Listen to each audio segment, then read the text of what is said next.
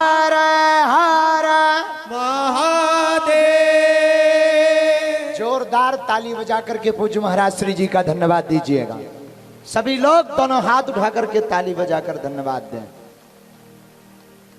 आपने कृपा की, आप पधारे और अपनी ओजस्वी वाणी से हम सबको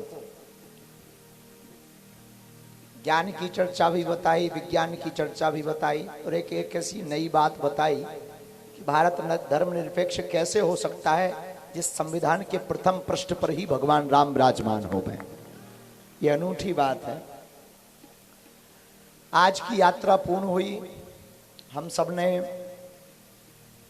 लगभग 17.5 किलोमीटर की यात्रा की। आज कल प्रातः काल 8 बजे से यात्रा करेंगे। 1 घंटा एक्स्ट्रा बढ़ाया गया। आप लोग थक जाते, देर रात तक जगते हैं। कुछ लोग दूरी पर रुके हैं तो वो आ पाते हैं। होटलों में कुछ लोग रुके हैं तो वो भी देरी से आ पाते हैं। कल हम सबको 15 किलोमीटर की यात्रा पूर्ण करनी है मात्र। प्रथम पड़ाव 7 किलोमीटर पर है। कौन सा है? बरुआ सागर। बरुआ सागर में भंडारा पाएंगे। इसके बाद में सायंकाल का जो विश्राम का पड़ाव है वो ओरछा तिगड्डा पर है, मतलब ओरछा दिखेगा। और परसों हम लोगों को मात्र 8 किलोमीटर की पदयात्रा करनी है। आप सबने जो उत्साह के साथ, ऊर्जा के साथ आध्यात्मिक अनुष्ठान को पूर्ण करने का प्रण लिया, राम राजा सरकार ऐसी कृपा करवे वो निर्विघ्न संपन्न हो जावे। विजय मंत्र के साथ आज की वार्ता को हम 1-2 बातें हैं वो कह के फिर इसके बाद में अभी पवन तिवारी जी भी बैठे हैं। तो हनुमान जी महाराज जब लंका गए तो इसी मंत्र का जप करके हनुमान जी ने विजय पाई। श्री राम जय राम जय जय राम। श्री राम जय राम जय जय राम। गाइए। श्री राम जय राम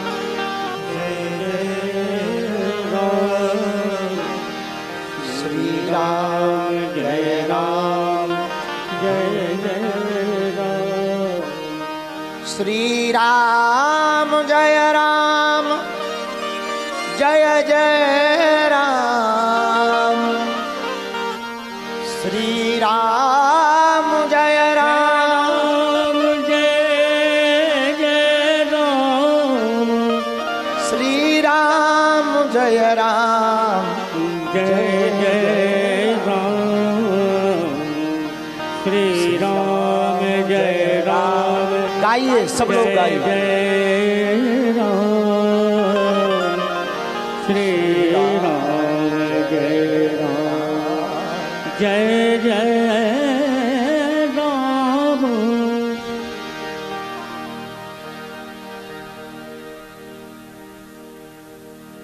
ये जो हम सब संकल्पित अनुष्ठान लेकर के चल रहे हैं, इसका मुख्य उद्देश्य इतना है, जात पात की करो विदाई, हम सब हिंदू भाई। दशहरा आता है। दशहरा में लोग हमें मिलते, गुरुजी आज दशहरा है, बुराई पर अच्छाई की जीत हुई। कुछ लोग कहते रावण को मारो। अच्छा, रावण इतना खतरनाक हर साल जलता है फिर भी हर साल खड़ा हो जाता है। हमारी तो घरवाली है नहीं, हमारे एक मित्र की घरवाली है, पर वो हमारी नहीं है, वो मित्र की है। आप गलत मत ले लेना, अर्थ का अनर्थ मत करना। हमारे मित्र ने हमको कहा कि दरअसल गुरुजी हम भजन गाते हैं, दशहरा के दिन कार्यक्रम अक्सर होते ही रहे होंगे पवन तिवारी जैसे। तुम्हारा तो जिला है, तुम्हें सब लोग पहचानते भी होंगे, तो तुम्हें बताना बड़ा सरल होगा। तो तिवारी जी, हम तिवारी जी ले लेते हैं। हाँ, खड़े हो जाओ। वो भी तैयार है। ये जो है दशहरा को कार्यक्रम करते हैं हर साल। एक दशहरा को इनका कार्यक्रम कैंसिल हो गया। ये घर गए, दरवाजा खटखटाया, इनकी घरवाली ने दरवाजा खोला, क्या बात, कार्यक्रम कैंसिल हो गया है। अच्छा चलो आप रोटी खा जाने। दोनों लोगों ने रोटी खाई। 9-10 बजे तो ये अपनी घरवाली से बोले अब गए हैं ही नहीं, तो रावणी बार आएगी, तो ये रावण बारने चले गए।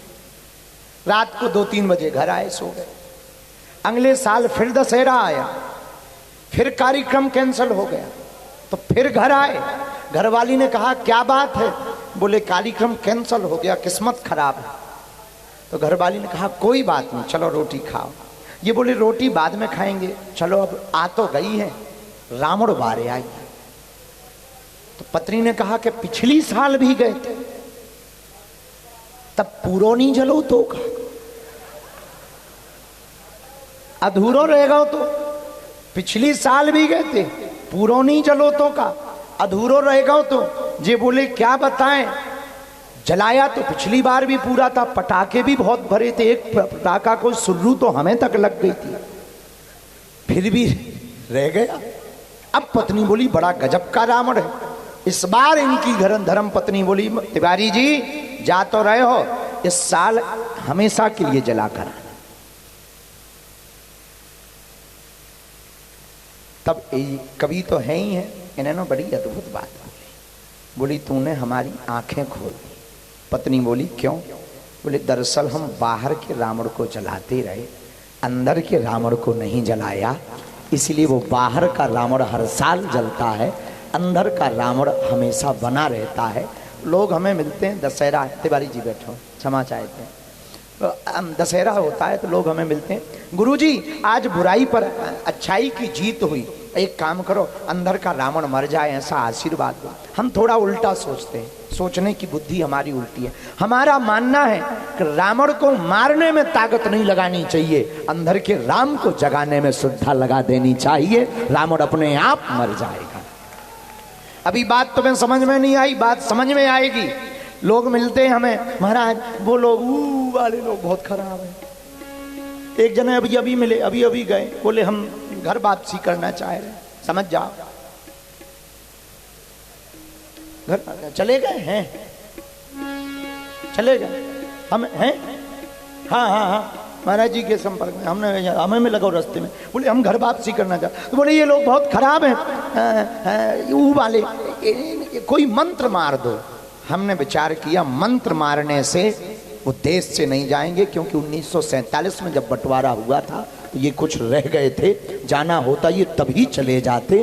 अब ये मंत्र मारने से नहीं जाएंगे, एक मूल मंत्र करना पड़ेगा हमको। इन्हें नहीं भगाना है, अपने हिंदुओं को जगाना है। हिंदू जाग जाएंगे, ये अपने आप भारत छोड़कर भाग जाएंगे। इसका मतलब ये नहीं है कि हम उनको भगाना चाहते, नहीं, रहें, कायदे में रहेंगे, फायदे में रहेंगे, सीधी सी बात है। किसी को भगाने नहीं है, संविधान ने सबको अधिकार दिया है रहने का, सबको अधिकार है। बस अब वही मूल बात पे हम आ जाएं तो लोग हमसे पूछते आप पदयात्रा क्यों कर रहे हैं, आप मेहनत क्यों कर रहे हैं, आप गांव-गांव क्यों जा रहे हैं। कथा से भी तो ये कर सकते थे, पहले होती थी चर्चा, अब हो रही है अर्चा। तो चर्चा सिर्फ मंचों तक सीमित होती है, पदयात्रा में मिलने वाले लोगों के अर्चा मतलब आचरण तक जाती है। तो आप सब जो कर रहे हो वो अपने लिए भर नहीं कर रहे, आप आने वाली अपनी बहन, बेटी, बच्चे, बच्चियों की संस्कृति को सुरक्षित रखकर जाने वाले हो, वो कार्य कर रहे। कई हजारों सालों तक ये हिंदुत्व तो कभी जाना नहीं है। बादल आते हैं, सूर्य छिप जाता है, बादल हटते हैं, सूर्य उदय हो जाता है। हमें लगता है कि जब सूर्य छिपता है, बादल आते हैं, तब एक प्रयोग होता है, हवा जब भी तेज चलेगी तो बादल हटेंगे। हमें लगता है ये सनातनी हिंदुओं की हवा है, वो बादल हटने वाले हैं और फिर से सनातन का पताका। तो जब पुराना गीत था मेरे पिया गए रंगून किया है वहाँ से टेलीफोन, बहुत पुराना फिल्मी गीत है, तो इसका मतलब वहाँ उस वक्त सच ये है कि रंगून में भी पहले हिंदू रहा करते थे। हमें लग रहा है खंड खंड हुआ भारत फिर से अखंड होने वाला है। अब अखंड भारत को तभी बना पाएंगे, हमें किसी को मारना नहीं है, अपने विचारों से लड़ना है, एक दिखाना है। एक अच्छा, कल पूज्या माँ कनकेश्वरी माँ ने क्या अद्भुत बात बोली। आज सुबह तक अद्भुत है। पूज्य माँ, परम पूज्य माँ कनकेश्वरी माँ कहती है, एकता करनी ही है तो संतरे जैसी मत करना। बाहर से तो एक है, अंदर से अनेक है। एकता करनी ही है तो संतरे जैसी मत करना। बाहर से एक है, अंदर से अनेक है। एकता करनी ही है तो तरबूज से करना। लाइनों में वो अनेक है पर अंदर से एक है। पूज्य माँ कनकेश्वरी के शब्द थे। अद्भुत बात है। हम यही तुमको कहना चाहते, लेकिन यहाँ तो कुछ ऐसे भी बैठे कि 2 मिनट में डर जाए। अभी कह देंगे भाई आ गए, हमला हो रहा है, तो कहेंगे महाराज हमारी तो घर वाली है घर पे। एक जगह हम कथा कर रहे थे, हम कहा स्वर्ग कौन कौन जाएगा, सबने हाथ खड़े कर दिए। एक आदमी ने खड़ा नहीं किया, निवाड़ी का था, उसने हाथ खड़े नहीं किया। तो उसने जब हाथ खड़े नहीं किए तो हमने गौर से देखा, तो हमने फिर बाद में बोला, हम कहा नर्क कौन कौन जाएगा, किसी ने हाथ खड़े नहीं किए, उसने भी नहीं किए। तो हमने फिर हमने खड़ा किया, हम कहा मिस्टर क्षमा करना, हमने कहा कि स्वर्ग कौन कौन जाएगा, तुमने हाथ खड़े नहीं किए। हमने कहा चलो स्वर्ग नहीं जाओगे, नर्क तो जाओगे, पर फिर भी तुमने हाथ खड़े नहीं किए। दोनों बार में तुम चुप रहे, क्या कारण है? बोले गुरुजी हमारी घरवाली कह रही थी कथा से सीधे घर आना वरना टांगे तोड़ देंगे। आओ।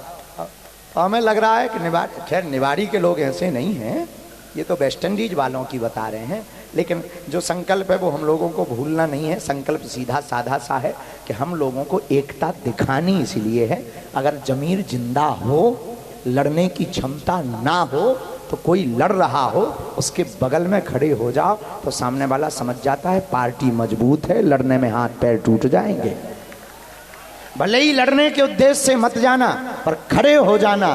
खड़े होने भर मात्र से सामने वाला समझ जाएगा। और अपना उद्देश्य किसी से लड़ना है ही नहीं। हम लोगों को तो सिर्फ इतना करना है, लोगों को जगाना है, खुद भी जगना है। पहले खुद को हिंदू बनाना है, फिर घर वालों को कट्टर हिंदू बनाना है, फिर समाज को कट्टर हिंदू बनाना है, फिर ग्राम को, पहले मोहल्ले को कट्टर हिंदू मोहल्ला बनाना है, फिर ग्राम को कट्टर मोहल्ला बनाना है, फिर जिला को कट्टर जिला हिंदुओं का जिला बनाना है, फिर राज्य को कट्टर हिंदुओं का राज्य बनाना है, फिर भारत देश को कट्टर हिंदुओं का देश बनाना है।